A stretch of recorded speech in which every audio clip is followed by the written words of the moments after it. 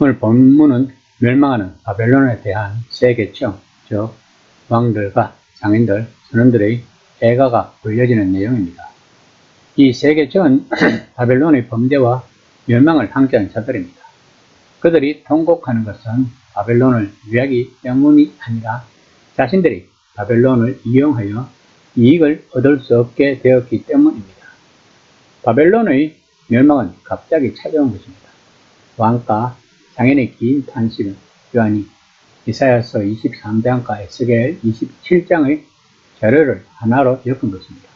그들의 탄식은 물론 손실이 막대하긴 하지만 거래 기회의 상실로 인한 뿐만이 아니라 바벨론의 신속한 몰락 속도로 인한 것이기도 한 것입니다.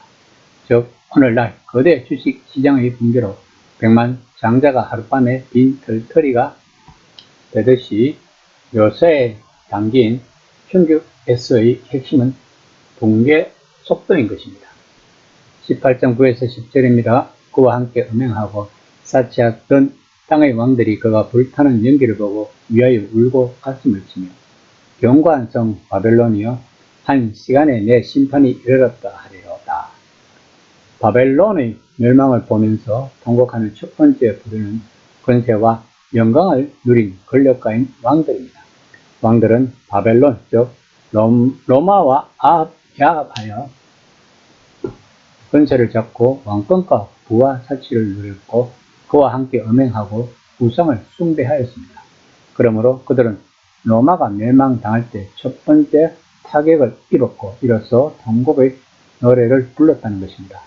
그들이 통곡하고 슬퍼한 것은 회개했기 때문이 아니라 그들이 권력자로서 누리던 특권과 부를 모두 잃었기 때문입니다. 그런데 이 모든 것이 한 시간에 이루어졌다는 것은 순식간에 무너졌다는 것입니다. 땅의 왕들이 크고 강력해 보였고 자신들을 끝까지 지켜줄 것이라고 여겼던 바벨론이 하나님의 진노의 심판을 받아 순식간에 무너지는 모습을 보았을 때 충격적인 탄식과 통곡을 하지 않을 수 없다고 요한은 말하고 있는 것입니다. 11에서 17장3까지는 땅의 상인들의 슬픔에 대해 이야기하고 있습니다. 땅의 상인들은 바벨론의 사치스러운 생활을 지탱해 주기 위해 상품을 공급한 자들입니다. 왕들이 바벨론과 더불어 지상의 권력을 누린 자들이라면 상인들은 부를 누린 자들입니다. 그런데 그들이 슬퍼하는 이유는 더 이상 자기들의 물건을 사줄 사람이 없기 때문인 것입니다. 당시 로마는 세계 제국의 중심지였고 무역과 상업이 성행하고 있었다고 합니다. 그러므로 로마의 황제를 비롯하여 시민들은 매우 사치스러운 생활을 하고 있었다고 합니다. 그런데 이렇게 거대한 이익을 잃어버린 상인들은 울며 슬퍼하는 것은 당연할 것입니다. 요한은 본문에서 금과 은, 보석을 비롯한 나머지가 애당초 누구도 기뻐해서는 안 될 악한 것이었다고 말하지 않습니다. 흥미롭게도 그중 상당수가 21장의 새 예루살렘에서 평화로운 위치를 차지하는 것을 볼 수 있습니다.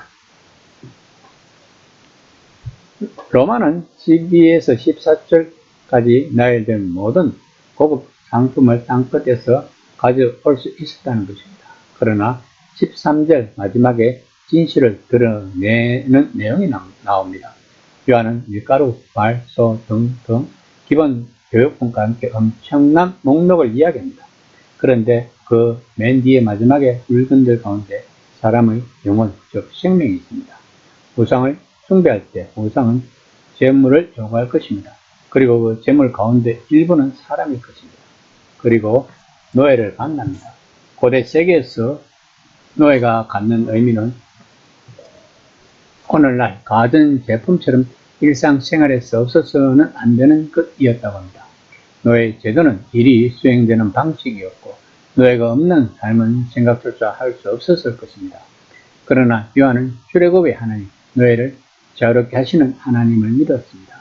우리가 보았듯이 계시록의 엄청난 분량이 하나님이 이집트에서 하셨던 그 일을 이번에는 우주적 규모에서 다시 하실 것이라는 기초 위에 또 노예를 해방하는 기본 행동이 예수님의 희생적 죽음과 함께 이미 일어났다는 기초 위에 형성되었던 것입니다.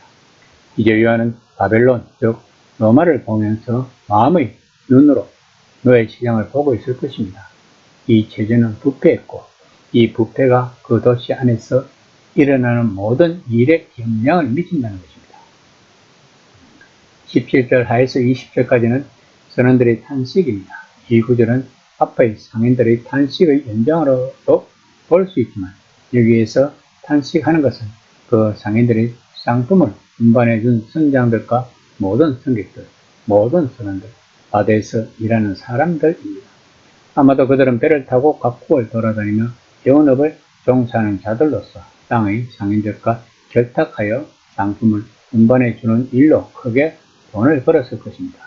바벨론은 결국 하나님의 백성을 고발하고 정죄했고 이제 하나님은 바벨론에게 똑같은 판결을 내리신다는 것입니다. 하나님의 신명기 19장 16에서 20절까지의 율법을 이 특정한 사례에 적용하도록 허락합니다. 즉, 거짓 고발자는 자기가 희생자에게 가하려고 계획했던 처벌을 받아야 한다는 것입니다. 21절에서 24절까지는 바벨론의 멸망이 지금까지 말로 선언되었지만 이제는 한 힘센 천사의 상징적인 행동을 통해 바벨론이 실제로 완전히 멸망당한 것을 묘사하고 있습니다. 18장 21절입니다. 이에 한 힘센 천사가 큰 맷도 같은 돌을 들어 바다에 던지르되 큰 성 바벨론이 이같이 비참하게 던져져 결코 다시 보이지 아니하리로다. 이 장면은 예레미야에게 걸맞거나 예수님에게 걸맞는 예언 행위로 마무리되는 것입니다. 두 번 모두 돌을 물에 던지는 것에 대해 언급하셨습니다. 예레미야는 자신의 말을 기록한 두루마리를 돌에 묶고 유브라데 강에 던지며 이렇게 선언하라는 명령을 받았습니다. 바벨론아 이같이 몰락하여 다시 일어서지 못하리라.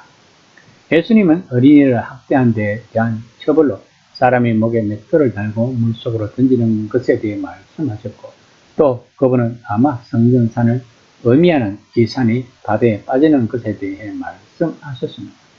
이제 요한은 한 천사가 중요하고 인상적인 예언적 상징 행동을 실행하는 것을 보고 있는 것입니다. 바벨론은 바다로 던져져 다시는 일어나지 못하고 돌처럼 가라앉아 다시는 보이지 않는다는 것입니다. 요한은 독자들에게 결국 하나님이 승리하신다며 담대히 고난을 이겨내고 신앙 생활을 이어가자고 독자들에게 권면하고 있는 것입니다. 이 시간 오늘날의 바벨론에 대해 나는 어떻게 대처하고 있는지 한번 생각해보는 시간이 되었으면 합니다.